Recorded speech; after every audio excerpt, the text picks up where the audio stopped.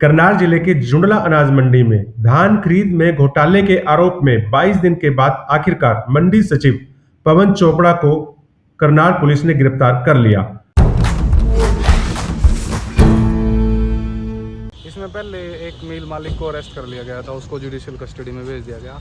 अभी इनको जो मंडी सेक्रेटरी इनको अरेस्ट किया है, रिमांड भी लिया गया रिकवरी के लिए। इनका नाम पवन चोपड़ा है। वही जो धान घोटाले में जो फर्जी धान की आवक हुई है और गई है उसके रिगार्डिंग कुछ भी कल ऐसे यूज हुए हैं जो अभी जांच चल ही रही है या इन्वेस्टिगेशन चल रही है उनकी, वो जांच चल रही है। जांच में 2 दिन का हमारा सीएम फ्लाइंग ने एक रेड की थी जिसमें घोटाला पाया गया था। मंडी सुपरवाइजर, मंडी सेक्रेटरी और काफ़ी कर्मचारी और आढ़तियों के खिलाफ भी एफआईआर दर्ज की गई थी, जिसमें कल मंडी सेक्रेटरी को गिरफ्तार करके 2 दिन का पुलिस रिमांड लिया गया। उससे गहराई से पूछताछ की जाएगी और भी कोई भी आरोपी पाएगा तो उसको भी अतिशी कर गिरफ्तार। पुलिस अब उससे पूछताछ कर घोटाले में शामिल अन्य आरोपियों की बाबत भी जानकारी लेगी। जुंडला अनाज मंडी में सीएम फ्लाइंग ने छापेमारी कर 4 राइस मिलरों की जांच की थी। वहां तकरीबन 65,000 क्विंटल धान कम मिला। इस धान की कीमत तब 12 करोड़ रुपए बताई गई थी और दावा यह किया गया था कि यह धान मंडी से निकला लेकिन मिल परिसरों तक नहीं पहुंचा, यानी कि इस धान की फर्जी खरीद हुई थी। इस धान की खरीद में फर्जीवाड़ा किया गया था। धान सिर्फ और सिर्फ सरकारी दस्तावेजों में खरीदा गया और यह बड़ा घोटाला था।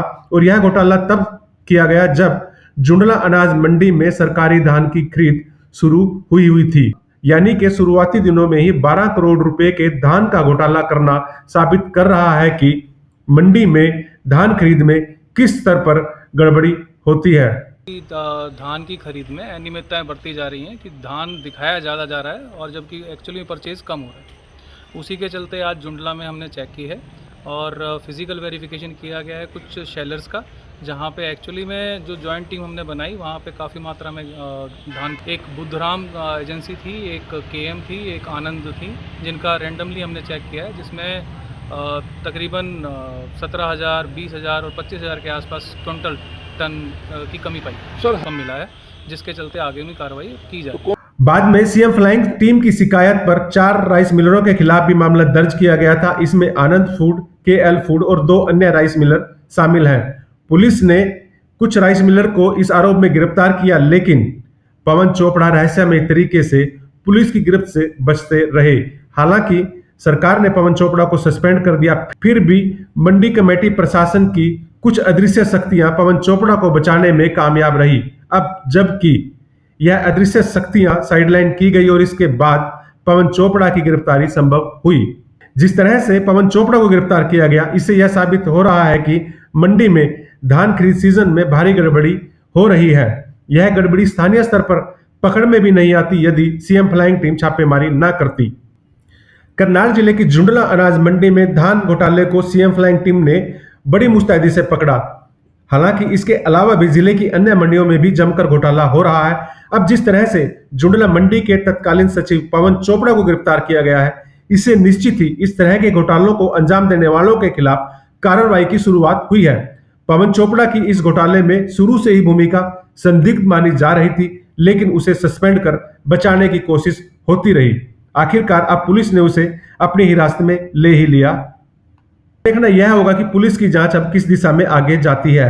क्या करनाल पुलिस पवन चोपड़ा से वह साक्ष्य उगलवा पाएगी जो साक्ष्य कोर्ट में एक मजबूत आधार बने और जिससे पवन चोपड़ा को कोर्ट में सख्त से सख्त सजा मिले, या फिर पवन चोपड़ा भी करनाल के मंडी सचिव सुंदरलाल कंबोज की तरह बरी हो जाएंगे, क्योंकि सुंदरलाल कंबोज पर भी इस तरह के आरोप लगे थे और यह आरोप तब के एसडीएम ने लगाए थे। बाद में मामला पुलिस पर गया और पुलिस ने जांच की, लेकिन रहस्यमय तरीके से सुंदरलाल कंबोज बरी हो गए और आज करनाल की अनाज मंडी में सचिव के पद पर कार्यरत है।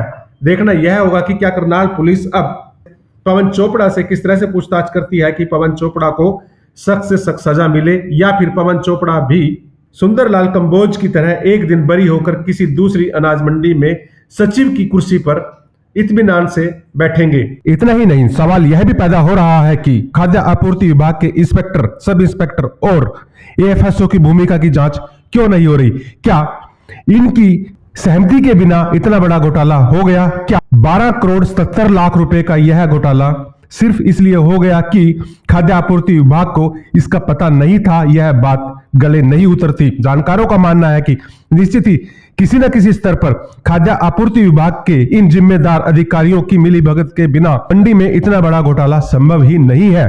सवाल यह भी पैदा हो रहा है कि खाद्य आपूर्ति विभाग के इंस्पेक्टर और सब इंस्पेक्टर के साथ साथ एएफएसओ को अभी तक क्यों पूछताछ में शामिल नहीं किया गया।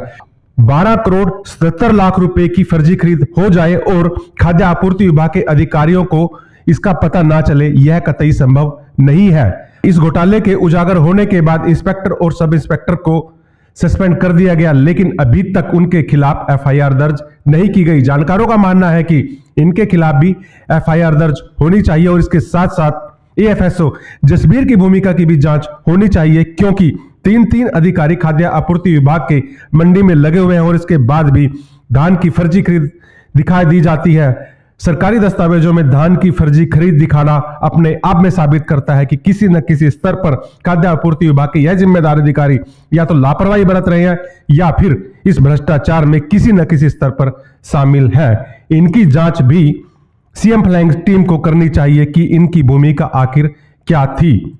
बहरहाल इस पूरी खबर पर हमारी नजर बनी रहेगी। हम इसी तरह से जनहित के मुद्दे उठाते रहेंगे। निवेदन है इस वीडियो को लाइक करें, सब्सक्राइब करें, उचित लगे तो इस वीडियो को शेयर करें ताकि भ्रष्टाचार के खिलाफ हम यूं ही आवाज बुलंद करते रहें।